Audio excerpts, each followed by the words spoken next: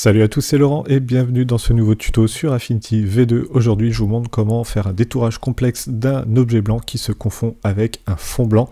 Et donc c'est parti, j'ai ouvert cette image d'AirPod. On aurait plusieurs moyens de les détourer assez rapidement. Donc par exemple avec le pinceau de sélection, on pourrait venir donc sélectionner tout notre AirPod comme ceci et puis venir affiner la sélection avec le petit bouton ajuster. Et donc là, on pourrait obtenir quelque chose de plutôt pas mal, hein. Mais le problème de cette méthode-là, c'est qu'elle est quand même pas ou peu précise, puisque vous voyez que on va passer du temps à venir rechercher le bord de l'AirPod. Donc je vais faire annuler et je vais faire CTRL D pour désélectionner cela. Et maintenant, en fait, pour pouvoir détourer facilement un objet blanc qui est sur un fond blanc, eh bien vous allez commencer par créer une copie de cette photo. Donc vous faites CTRL J, comme ça vous dupliquez la photo, et ensuite vous renommez la photo dupliquée en copie. Vous pouvez cacher donc l'original et ici vous avez bien la copie qui est activée. Pour vous assurer que votre fond sera bien transparent une fois que votre objet sera détouré et isolé, eh bien je vous invite à aller dans Documents et à cliquer sur Arrière-plan transparent. Maintenant que vous avez fait ça, eh bien vous allez pouvoir insérer un nouveau calque de remplissage. Donc vous allez sur Calque et vous cliquez sur Nouveau calque de remplissage. Et ensuite ce nouveau calque, vous allez le passer en mode densité de couleur plus, comme ceci. Et vous allez lui attribuer un remplissage, peu importe la couleur, mais l'essentiel c'est qu'avec cette couleur là, eh bien vous puissiez distinguer clairement les objets du fond blanc. Une fois que vous avez choisi votre couleur, vous pouvez jouer sur la teinte, et là vous réglez votre teinte pour faire ressortir plus ou moins les objets du fond blanc. Et c'est comme ça qu'on va arriver à distinguer bien les bords de nos AirPods. Donc une fois que vous avez fait ça, eh bien c'est parfait. Donc là, comme vous le voyez, moi j'ai utilisé du rouge. Je trouve que c'est la couleur qui se voit le plus, qui est le plus facile à distinguer quand on va faire notre détourage. Donc je conserve bien le rouge à 73% sur mon calque de remplissage. Et ensuite, je sélectionne mon calque copie et mon calque remplissage en maintenant Shift et en étant dans le panneau calque. Et je fais un clic droit. Et une fois que vous avez fait votre clic droit, eh bien vous allez sélectionner, fusionner la sélection.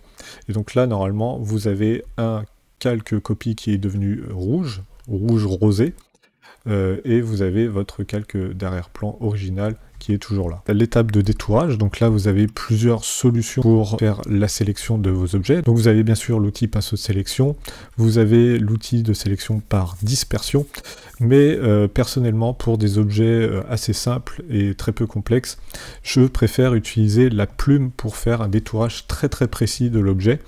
Et du coup, eh bien c'est très simple pour détourer un objet. Vous allez cliquer une première fois, créer un vecteur, hop, comme ceci, et ensuite avec CTRL, eh bien vous allez pouvoir lui donner une courbe et vous ajuster très précisément à l'objet. Et vous allez pouvoir faire cela tout autour de l'objet pour pouvoir l'isoler du fond blanc.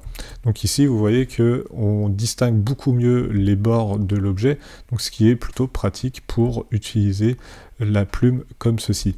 Donc on se retrouve juste après le détourage. Donc vous voyez que ici c'est toujours la même méthode, hein. On trace des segments comme ceci, on fait des segments droits, on maintient CTRL, et ensuite, une fois que vous avez maintenu CTRL, vous cliquez et vous glissez votre segment pour lui donner une courbure et ainsi épouser pleinement la forme de l'objet.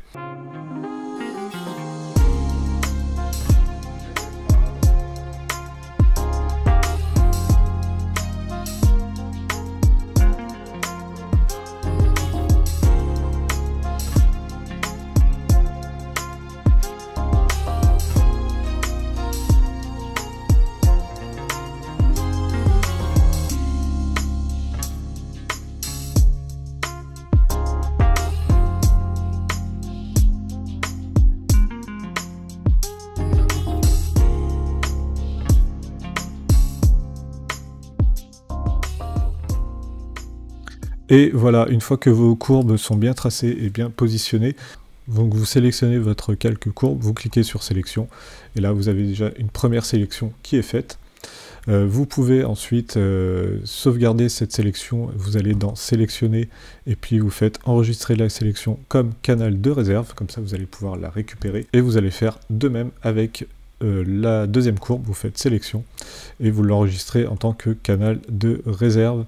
Donc voilà, vous faites comme canal de réserve. Dans le panneau canaux, vous allez pouvoir récupérer une sélection de pixels. Donc ici, canal de réserve, vous faites un clic droit dessus et vous faites ajouter à la sélection de pixels. Ensuite, vous retournez sur votre image et là, vous avez vos deux sélections qui sont faites. Et vous pouvez bien sûr enregistrer ces deux sélections-là comme canal de réserve. Et donc là, vous avez une bonne sélection qui est faite.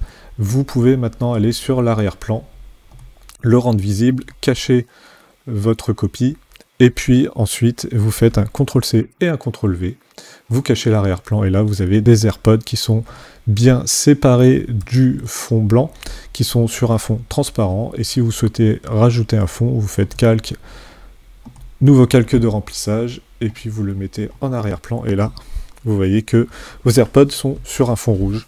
Et ce fond rouge là, eh bien, vous pouvez le changer aussi et mettre un fond vert par exemple si vous le souhaitez. Avant de conclure ce tuto, je vous invite à faire deux opérations. Premièrement, vous ajoutez un calque de réglage de niveau afin de donner un petit peu plus de peps à vos AirPods. Donc vous pouvez jouer sur les noirs et sur les blancs pour qu'ils ressortent un tout petit peu plus.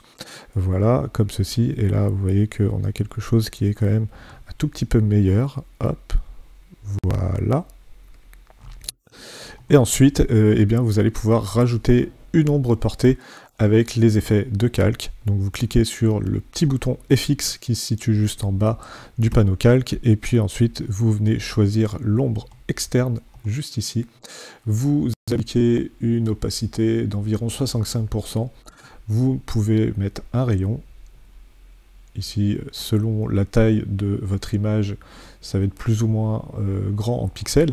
Et puis ensuite, vous pouvez décaler donc, cette ombre portée et l'orienter comme vous le souhaitez. Voilà.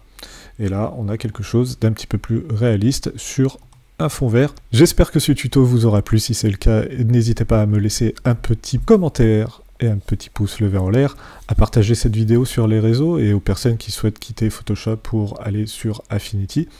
Et eh bien, je vous souhaite un très bon apprentissage sur Affinity Photo 2. Je vous dis à plus, ciao.